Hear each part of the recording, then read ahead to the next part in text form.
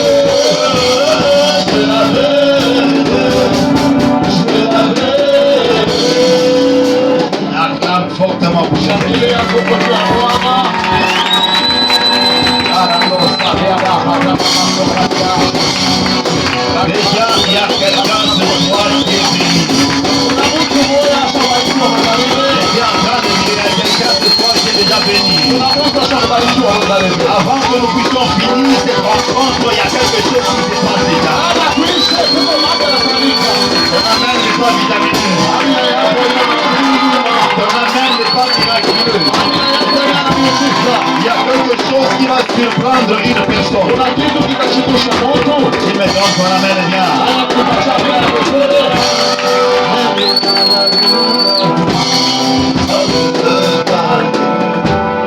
C'est la puissance qui peut la composer, même malade, ça se le voit de Dieu, le Picaliso, dans les livres puissants, comme le côté parmi, le ça se le voit de Dieu. Dans les livres puissants, même le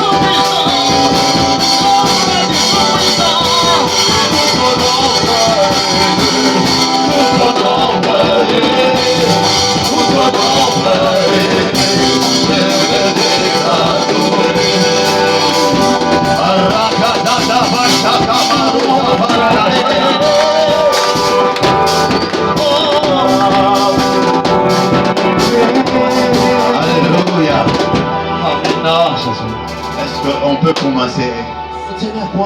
Dis à celui qui a tes côtés, je suis béni plus que toi. Si tu entends que ça soit demain, je te surprendrai.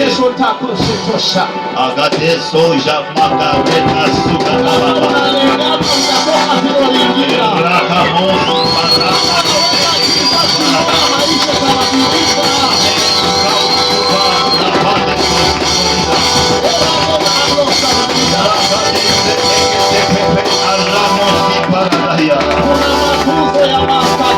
Je prophétise avait dit sur toi qui était en train d'acclamer. Et le Dieu créateur incroyé, le Dieu suprême déjà pour toi. Et le Dieu créateur incroyé, si ton amen dépasse la main de ton voisin, je te bénis au-delà de tout le monde. Je te bénis plus que tout le monde. Alléluia. Alléluia. Qu'est-ce qu'est épikaïso? Lorsque les gens ont vu le titre, ils se sont dit, mais c'est quoi encore? Épikaïso, c'est un terme hébreu. Alléluia. C'est un terme hébreu. En français, ça veut dire l'ombre. Lorsqu'on parle de l'ombre, en hébreu, on appelle ça épikaïso. Donne-moi un amen. Et lorsqu'on appelle ça épikaïso, ce n'est pas par hasard. C'est puisque nous voulons te faire comprendre quelque chose de très grand. Puisqu'il y a quelqu'un qui peut dire, ah, je n'ai jamais entendu ça. C'est en hébreu. Et en français, c'est clair. C'est l'ombre. Mais ce n'est pas l'ombre de n'importe qui. Puisque nous avons lu la Bible avec vous. Alléluia. Alléluia. Je répète encore, alléluia. Parce qu'il y a quelque chose que Dieu va faire une fois que tu comprends sérieusement ce message. Puisque lorsqu'on parle de épikaïso, c'est en hébreu. Mais en grec, ce n'est pas épikaïso. En grec, c'est episkiazos. Episkiazos qui signifie l'ombre. Mais nous ne parlons pas de l'ombre de n'importe qui. Puisque le verset que nous venons de lire avec vous, dans Psaume chapitre 91, verset 1 à 2, la Bible dit ceci: c'est lui qui demeure sous l'abri du Très-Haut, repose à l'ombre du Tout-Puissant. Et le Tout-Puissant, on l'appelle El Shaddai. Et lorsqu'on parle de l'ombre de El Shaddai, on parle de épikaïso. C'est l'ombre du Tout-Puissant. Et on ne dit pas que c'est lui qui demeure sous l'abri du Tout-Puissant. Non, non. On dit c'est lui qui demeure sous l'abri du Très-Haut. Le Dieu Très-Haut est appelé El Elyon. El Elyon, c'est le Dieu très haut. El Shaddai, c'est le Dieu tout puissant. Maintenant, on peut facilement remplacer le El Elyon par le très haut et le El Shaddai par le tout puissant ici. Et on remplace l'ombre par épikaïso. Dans Psaume chapitre 91 verset 1er. La Bible dit ceci: c'est lui qui demeure sous l'abri du Très-Haut. Très-Haut, j'ai dit c'est qui? El Elyon. Et tout puissant, j'ai dit c'est qui? El Shaddai. Maintenant, remplaçons très haut par El Elyon et puis tout puissant par El Shaddai. Comprenons. L'ombre par épikaïso. On peut commencer. 1, 2, 3. C'est lui qui demeure sous l'abri de El Elyon, repose à épikaïso de El Shaddai. Oh, acclame pour toi-même.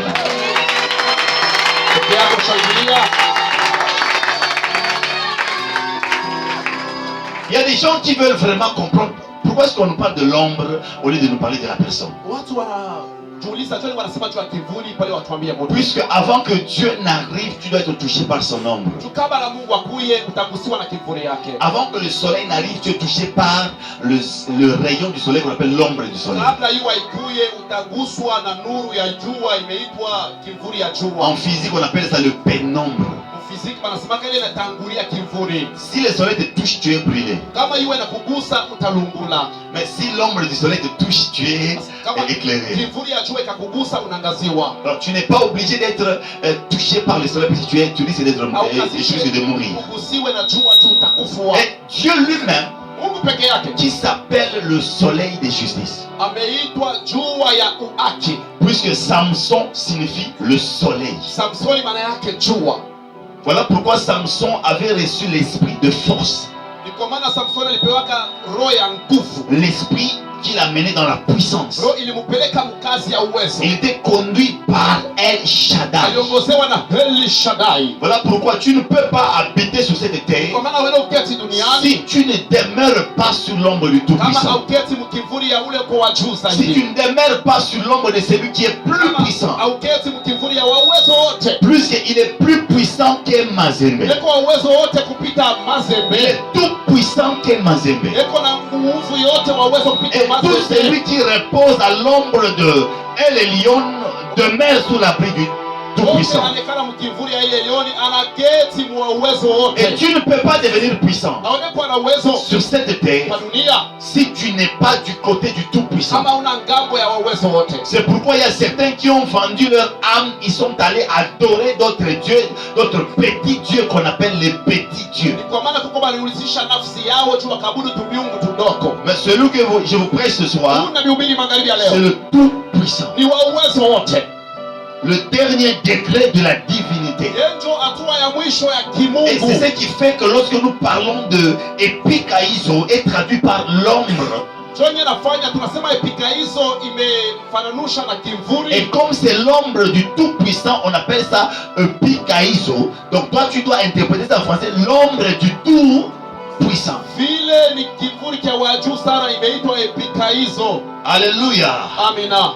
Voilà pourquoi tu vas te rendre compte que lorsqu'on parle de epikaizo, on parle du point d'ébullition de la puissance de Dieu.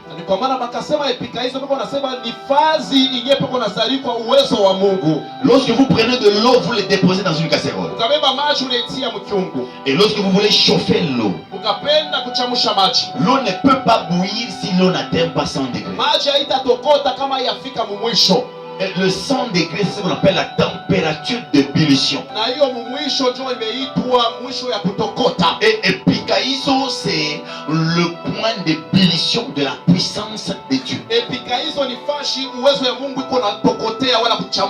Qui me donne la main? Donc lorsque la puissance de Dieu commence à bouillir, donc c'est l'ombre de Dieu qui est puissant. Et quand Dieu est puissant, Dieu agit. Et quand Dieu est présent, Dieu agit différemment de quand il n'est pas là. Et quand Dieu est là, on ne remarque pas ce qui arrive. C'est pourquoi tu ne peux pas voir Dieu, tu verras les œuvres de Dieu.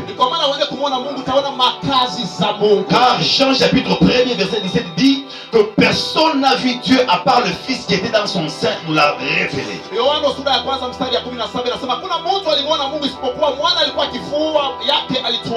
Bien aimé, lorsqu'on parle de l'ébullition de la puissance de Dieu, aujourd'hui beaucoup d'hommes de Dieu ne sont pas en train de démontrer la puissance de Dieu puisqu'ils ont des problèmes avec le Saint-Esprit.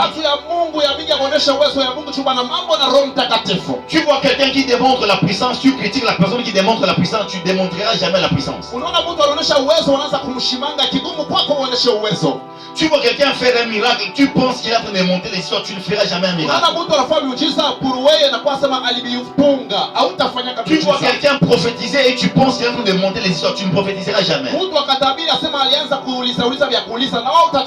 Le plus haut degré est de la puissance de Dieu. Lorsque la puissance entre en ébullition, ça s'appelle le Pikaizo. L'ombre du Tout-Puissant. Je ne parle pas de l'ombre du Très-Haut. Quand il descend comme le Très-Haut, il descend juste pour découvrir. Mais quand il descend comme le Tout-Puissant, il te couvre et il te ouvre. La seule différence qu'il y a entre El Elyon et El Shaddai, c'est que El Elyon nous couvre. Mais El Shaddai nous couvre et nous oint. Alors que nous ne sommes pas des petits Jésus. Nous sommes de petits Christ. C'est pourquoi on nous appelle des chrétiens. Chrétien ne vient pas de Jésus. Chrétien vient de Christ. Christ signifie Mashiach. Mashiach, ça veut dire celui qui est loin. Le roi de Dieu. C'est lui que Dieu a envoyé pour libérer les hommes du péché. Il n'a pas envoyé quelqu'un qui n'est pas loin. Il a envoyé quelqu'un qui est loin. C'est pourquoi on parle de Jésus Christ. Et Christ n'est pas son poste, non. Christ signifie seulement qu'il a été couvert par El Shaddai. Et dans ce monde ici, tu ne peux pas régner, tu ne peux pas vivre au milieu de sorciers si tu n'es pas couvert par Epikaizo. C'est ce qui peut te pousser à voir un homme de Dieu en train de vivre au milieu de sorciers. Il est combattu mais jamais abattu. On l'insulte, on envoie des flèches, ça ne fait rien. Pourquoi? Il est sous Epikaizo. C'est ce qui fait que certains hommes de Dieu, on peut les lancer, on peut lancer certaines flèches, ça les atteint facilement. Ils sont sous El Elyon, mais ils ne sont pas sous El Shaddai. Mais toi, tu n'es pas appelé à rester seulement sous El Elyon. Toi, tu es appelé à rester sous El Shaddai. Puisque tu t'appelles Christ, tu es chrétien. Tu es le petit de Christ. Tu dois être sous l'ombre du Tout-Puissant. Et personne ne peut rester sous l'ombre du Tout-Puissant et vivre la même vie. Non et jamais. Qu'est-ce que Epikaizo? C'est un pouvoir qui défie les lois de la nature. C'est l'ombre qui défie les lois de la nature. Quand quelqu'un est sous Epikaizo, il ne peut jamais vivre comme tout le monde. Il peut défier les lois de la nature. Premier exemple, tu peux défier le sort. On peut te jeter le sort et tu peux canceller le sort. Deuxième chose, celui qui est sous Epikaizo peut canceller la pauvreté. On peut t'imposer la pauvreté et tu peux canceller la pauvreté. Dans ma vie à moi, je n'accepte jamais d'être pauvre, puisque je sais une chose, que la pauvreté est un nom, mais celui que je porte a reçu le nom qui est au-dessus de tous les noms, et je ne peux pas accepter de marcher avec la pauvreté. Je refuse que la pauvreté puisse être ton partage. Je refuse que la pauvreté puisse t'accompagner. Je refuse que la pauvreté puisse être ton voisin. Si j'étais toi, j'allais bouger mon voisin, ma voisine. J'allais dire ceci: je ne suis pas quelqu'un qui marchera avec la pauvreté, car je suis appelé par Dieu, et sécurisé par Dieu, couvert par Dieu, béni par Dieu. Même s'il y a des combats, toi tu es informé qu'il y a des combats. Ça ce n'est que l'information. Mais la révélation n'est pas que je passe par des combats. La révélation est que je suis dans la vallée en train de monter sur la deuxième montagne. La Bible déclare que la gloire de la deuxième maison est plus grande que celle de la première. C'est qu'en te regardant toi, je te vois en train de monter sur la deuxième maison. Et quand tu me donnes un amen, je te vois déjà arriver sur la deuxième maison.